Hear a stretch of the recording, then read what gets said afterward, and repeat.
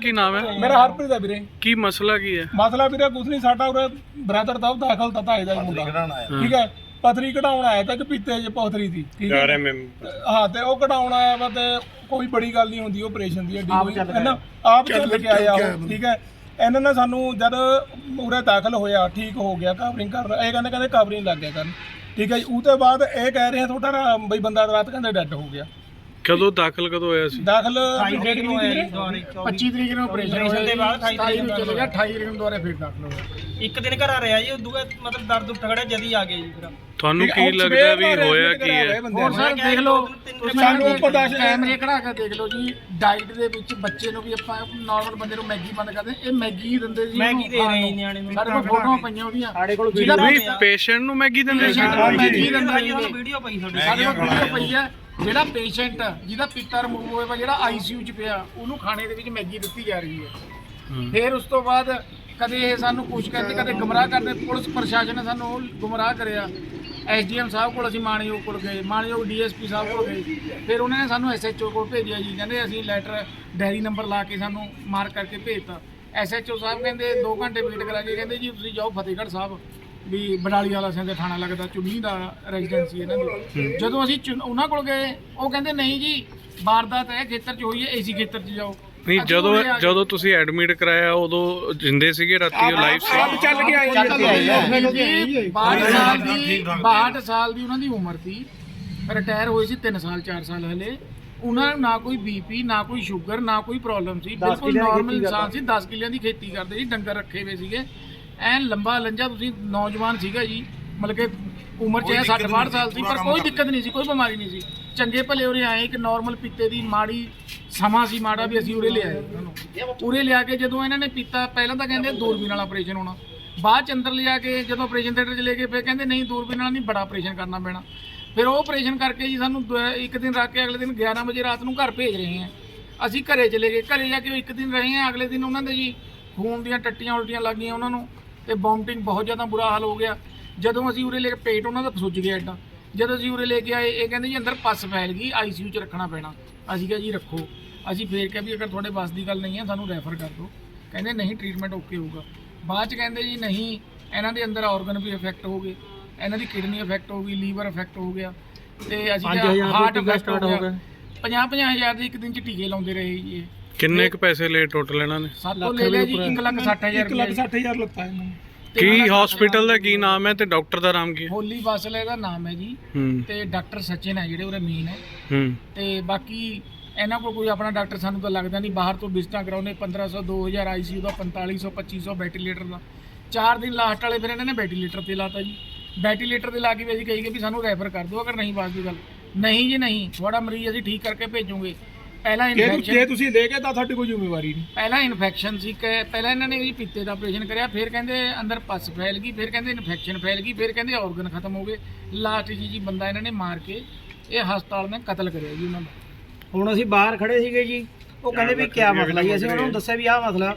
ਉਹ ਕਹਿੰਦੇ ਵੀ ਇੱਥੇ 4 ਦਿਨ ਪਹਿਲਾਂ ਸਾਡਾ ਇੱਥੇ ਮਰੀਜ਼ ਦਾਖਲ ਤਾ, ਉਹਦੇ ਲਾਗ ਕੋਈ ਹੋਰ ਬਜ਼ੁਰਗ ਮਰੀਜ਼ ਆ ਗਿਆ। ਉਹਨੂੰ ਕਹਿੰਦੇ ਵੀ ਇਹਨੂੰ ਵੈਂਟੀਲੇਟਰ 'ਤੇ ਲਾਓ। ਕਹਿੰਦੇ ਵੀ ਮੈਂ ਉਸ ਮਰੀਜ਼ ਦਾ ਜਿਹੜਾ ਲਾਗ ਬਜ਼ੁਰਗ ਆਇਆ ਸੀਗਾ, ਕਹਿੰਦਾ ਉਹਦਾ ਗੁੱਠਾ ਜਦੋਂ ਜ਼ੋਰ ਨਾਲ ਦੱਬਿਆ, ਕਹਿੰਦਾ ਉਹਨੇ ਕੋਈ ਹਰਕਤ ਨਹੀਂ ਕਰੀ ਹੈ। ਕਹਿੰਦਾ ਮੈਂ ਜਾ ਕੇ ਉਹਦੇ ਬਾਹਰ ਘਰਦਿਆਂ ਨੂੰ ਦੱਸਿਆ ਵੀ ਭਾਈ ਤੁਹਾਡਾ ਬੰਦਾ ਡੈਡ ਹੈ, ਵੀ ਤੁਸੀਂ ਉਹਨੂੰ ਲੈ ਜਾਓ, ਤੁਸੀਂ ਡਾਕਟਰ ਨਾਲ ਜਾ ਕੇ ਗੱਲਬਾਤ ਕਰੋ। ਕਹਿੰਦਾ ਵੀ ਕੈੜੇ ਹੋ ਗਏ ਥੋੜ੍ਹੇ ਜਿਹੇ। ਉਹ ਜਦੋਂ ਅੰਦਰ ਜਾ ਕੇ ਗੱਲਬਾਤ ਕਰੀ, ਫਿਰ ਕਹਿੰਦੇ ਉਹਨੂੰ ਘੰਟੇ ਬਾਅਦ ਕਹਿੰਦੇ ਵੀ ਤੁਹਾਡਾ ਬੰਦਾ ਡੈਡ ਹੈ। ਇਹ ਬੰਦੇ ਇੱਥੇ ਬਾਹਰ ਖੜੇ ਕਰਕੇ ਕਹਿੰਦੇ ਵੀ ਇਹਨਾਂ ਦੇ ਕੋਲ ਡਾਕਟਰ ਹੀ ਨਹੀਂ ਹੈ, ਕਹਿੰਦੇ ਬਾਹਰ ਤੋਂ ਡਾਕਟਰ ਮੰਗਾਉਂਦੇ ਆ। ਤੁਸੀਂ ਇੱਕ ਕੰਮ ਕਰੋ ਜੀ, ਨਾਲ ਬਸ ਦੁੱਧ ਦੀ ਦੁਕਾਨ ਹੈ ਜੀ ਇਹਨਾਂ ਦੀ। ਤੁਸੀਂ ਉਰੇ ਖੜੇ ਆ ਜੀ, ਤੁਸੀਂ ਹੁਣ ਪੱਤਰਕਾਰ ਉਰੇ ਖੜੇ ਆ, ਪੁਲਿਸ ਵੀ ਖੜੀ ਹੈ, ਤੁਸੀਂ ਦੂਜੀ ਮੰਜ਼ਿਲ ਤੇ ਆਈਸੀਯੂ 'ਚ ਜਾਓ। ਤੁਸੀਂ ਆਈਸੀਯੂ ਹੋਰ ਹਸਪਤਾਲਾਂ ਦੇ ਵੀ ਦੇਖੇ ਹੋਣੇ, ਉੱਥੇ ਰੇਤਾ ਪਿਆ ਜੀ, ਨਾਲ ਬਿਲਡਿੰਗ ਦਾ ਕੰਮ ਚੱਲ ਰਿਹਾ। ਤੁਸੀਂ ਹਾਲਾਤ ਦੇਖੋ ਆਈਸੀਯੂ ਦੇ। ਮੈਂ ਕਹਿੰਦਾ ਇਹਦੇ ਨਾਲੋਂ ਤਾਂ ਵਧੀਆ ਖੈੜ ਵਾਲਾ ਸਿਵਲ ਹਸਪਤਾਲ ਹੋਊਗਾ ਜੀ। ਤੁਸੀਂ ਆਈਸੀਯੂ ਦੇ ਹਾਲ ਦੇਖ ਕੇ ਆਓ ਜਾ ਕੇ। ਸੈਕੰਡ ਫਲੋਰ ਤੇ ਆਈਸੀਯੂ ਦੇ ਹਾਲ ਸੈਕੰਡ ਫਲੋਰ ਤੇ ਜਾ ਕੇ ਤੁਸੀਂ ਆਪ ਲਾਈਵ ਦੇਖ ਕੇ ਆਓ। ਸਾਡੇ ਕੋਲ ਨਾਲ ਉਹਦੇ ਜਾ ਸਕਦੇ ਉੱਪਰ, ਨਾਲ ਉਹਦੇ ਕੰਸਟਰਕਸ਼ਨ ਦਾ ਕੰਮ ਚੱਲ ਰਿਹਾ, ਸਿਮੈਂਟ ਪਿਆ, ਰੇਤਾ ਪਿਆ, ਨਾਲੇ ਪੇਸ਼ੈਂਟ ਪਏ ਆਈਸੀਯੂ 'ਚ। ਹੁਣ ਤੁਸੀਂ ਡੈੱਡ ਬੋਡੀ ਲੈ ਕੇ ਜਾ ਰਹੇ ਹੋ? ਡੈਡ ਬੋਡੀ ਪੁਲਿਸ ਪ੍ਰਸ਼ਾਸਨ ਲੈ ਕੇ ਜਾ ਰਿਹਾ ਜੀ। ਅੱਛਾ ਜੀ। ਪੁਲਿਸ ਪ੍ਰਸ਼ਾਸਨ ਇਹਨਾਂ ਨੂੰ ਮੋਚਰੀ 'ਚ ਲੈ ਕੇ ਜਾਵੇਗਾ ਜੀ। ਉਸ ਤੋਂ ਬਾਅਦ ਸਾਨੂੰ ਇਹਨਾਂ ਨੇ ਭਰੋਸਾ ਦਵਾਇਆ ਵੀ ਇਹਨਾਂ ਦਾ ਪੋਸਟਮਾਰਟਮ ਕਰਵਾਉਂਗੇ ਅਸੀਂ ਡਾਕਟਰਾਂ ਦੇ ਪੈਨਲ ਨਾਲ। ਪੋਸਟਮਾਰਟਮ ਦੀ ਜੋ ਰਿਪੋਰਟ ਆਊਗੀ ਉਹਦੇ ਆਧਾਰ ਤੇ ਫਿਰ ਅੱਗੇ ਕਾਰਵਾਈ ਹੋਊਗੀ। ਇਹ ਹੁਣ ਜੋ ਵੀ ਕਰ ਰਿਹਾ ਜੀ ਪੁਲਿਸ ਪ੍ਰਸ਼ਾਸਨ ਕਰ ਰਿਹਾ। ਖਰੜ ਦਾ ਪ੍ਰਸ਼ਾਸਨ ਕਰ ਰਿਹਾ। ਔਰ ਉਹਨਾਂ ਨੇ ਵੀ ਜੀ ਦੇਖੋ ਹੁਣ ਸਾਡੇ ਬੰਦੇ ਪਹਿਲਾਂ ਅਸੀਂ ਐਸਡੀਐਮ ਸਾਹਿਬ, ਫਿਰ ਉਸ ਤੋਂ ਬਾਅਦ ਡੀਐਸਪੀ ਸਾਹਿਬ, ਫਿਰ ਖਰੜ ਐਸਐਚਓ, ਫਿਰ ਫਤਿਹਗੜ੍ਹ ਬਡਾਲੀ ਵਾਲਾ ਸੀ ਐਸਐਚਓ, ਫਿਰ ਖਰੜ ਐਸਐਚਓ, ਫਿਰ ਬਡਾਲੀ ਐਸਐਚਓ, ਹੁਣ ਬਡਾਲੀ ਤੋਂ ਫਿਰ ਵਾਪਸ ਆ ਰਹੇ ਜੀ ਬੰਦੇ। ਉਹ ਰਸਤੇ ਚੋਂ ਮੁੜ ਗਏ। ਸਰ ਹੁਣ ਕੀ ਕਾਰਵਾਈ ਹੋ ਰਹੀ ਹੈ ਜੀ? ਕਾਰਵਾਈ ਕਰ ਰਹੇ ਨੇ, ਬਿਆਨ ਲੈ ਕੇ ਜੋ ਬਣਦੀ ਕਾਨੂੰਨੀ ਕਾਰਵਾਈ ਤੇ ਪੋਸਟਮਾਰਟਮ ਕਰਾ ਰਹੇ ਜੀ? ਕਰਾਵਾਂਗੇ ਜੀ ਪੂਰਾ ਕਰਾ ਕਦੋਂ? ਕੱਲ ਹੋਏਗਾ ਜੀ? ਤਾਂ ਹੁਣ ਬੋਡੀ ਪਹਿਲਾਂ ਸ਼ਿਫਟ ਕਰਾਣੇ ਜੀ ਸਿਵਲ ਹਸਪਤਾਲ ਖਰੜ ਵਿੱਚ, ਉਹਦੇ ਬਾਅਦ ਚ ਕੱਲ੍ਹ ਨੂੰ ਡਾਕਟਰਾਂ ਦਾ ਰਿਪੋਰਟ ਬਣਾ ਕੇ ਇਹ ਜਿਹੜਾ पर्चा दर्ज थे कर रहे हो खरड़ सिटी? हाँ सिटी। सर आपका डेजिग्नेशन और इस हॉस्पिटल का नाम बताइए please. Sir Holi vessel hospital, मैं डॉक्टर सचिन वर्मा होली वेसल का डायरेक्टर हूँ। सर बाहर एक वहाँ पे लोग बैठे हैं, बोल रहे हैं भी पेशेंट के अंदर डेथ होगी, क्या सीन हुआ सर? सर पेशेंट हमारे पास गॉल ब्लैडर की सर्जरी के लिए आया था, तो एक अल्ट्रासाउंड बाहर से ही कराया था, तो उसमें गॉल ब्लैडर सर्जरी थी, वो सर्जरी ठीक हो गई सर। पेशेंट की सर्जरी हुई, लेप्रोस्कोपिक सर्जन ने किया, तो वो गॉल ब्लैडर सारा चिपका हुआ था, तो उन्होंने उसको ओपन करके गॉल ब्लैडर को रिमूव कर दिया, तो वो सारा चिपका हुआ था, उसके अंदर पस भरी थी, तो वो सारा मामला सेटल हो गया। 24 तारीख को पेशेंट की एडमिशन हुई, पेशेंट ठीक था। 26 तारीख को पेशेंट ने डिस्चार्ज कर दिया और एंटीबायोटिक्स पे दर भेज दिया, क्योंकि पेशेंट ने कोई भी कंप्लेन नहीं की थी। उसके 2 दिनों बाद पेशेंट फिर से इमरजेंसी में आया, जब पेशेंट का एक तो पेट फुला हुआ था, दूसरा पेशेंट की दिल की धड़कन बहुत ज़्यादा बढ़ी हुई थी। हमने सीटी स्कैन कराया, तो उस सीटी स्कैन में पेशेंट की जो आंतों की मूवमेंट थी वो थोड़ी सी कम थी, और उसके पेट में पानी भरा हुआ था, और पेशेंट की दिल की धड़कन 180 के करीब चल रही थी। तो अपने पेशेंट को आईसीयू में शिफ्ट किया, जो धड़कन बढ़ रही थी उसको कंट्रोल किया इंजेक्शन्स के द्वारा।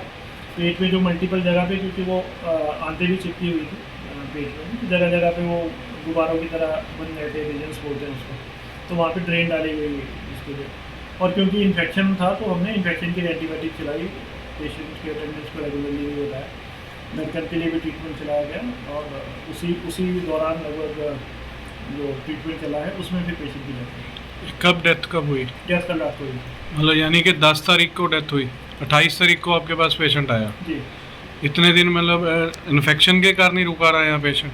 इन्फेक्शन के कारण ही रोका रहा था। पहले पेशेंट के पेट में पानी था, तो पहले एक बार जब हमने ड्रेन डाली तो पेशेंट रिकवर हो गया था, पेशेंट बिल्कुल ठीक था। धड़कन, क्योंकि जब धड़कन कंट्रोल हो रही थी तो पेशेंट बेटर हो रहा था, तो पहले हमने धड़कन कंट्रोल की पहली बारी में, और एक ड्रेन डालकर पेशेंट बिल्कुल रिकवर हो गया। उसके बाद पेशेंट फिर से सिक हुआ, तो फिर हमें एक दूसरी जगह पे कलेक्शन थी, तो वहाँ पे भी ड्रेन डालनी पड़ी।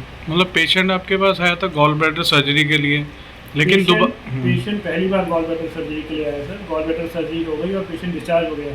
सेकेंड टाइम तो पेशेंट आंतें जो पेशेंट की रुकी हुई थी उसके लिए आया है, और जो धड़कन बढ़ी हुई थी उसके लिए आया है, और पेट में जो इन्फेक्शन था, मतलब कॉज ऑफ डेथ इन्फेक्शन मान सकते हैं? Cause of death infection. Gall bladder की सर्जरी का कोई भी दिल की धड़कन को बढ़ने से और इस चीज़ से कोई भी रिलेशन नहीं। बाहर परिवार बता रहा है, कहते हैं भी पेशेंट को मैगी भी खिलाई जा रही थी। सर पेशेंट की जो भी हॉस्पिटल में डाइट होती है, सीनियर डाइटिशियन उसको सुपरवाइज करती है, डाइटिशियन पूजा बीज हैं जो पिछले 20 सालों से डाइट दे रही है।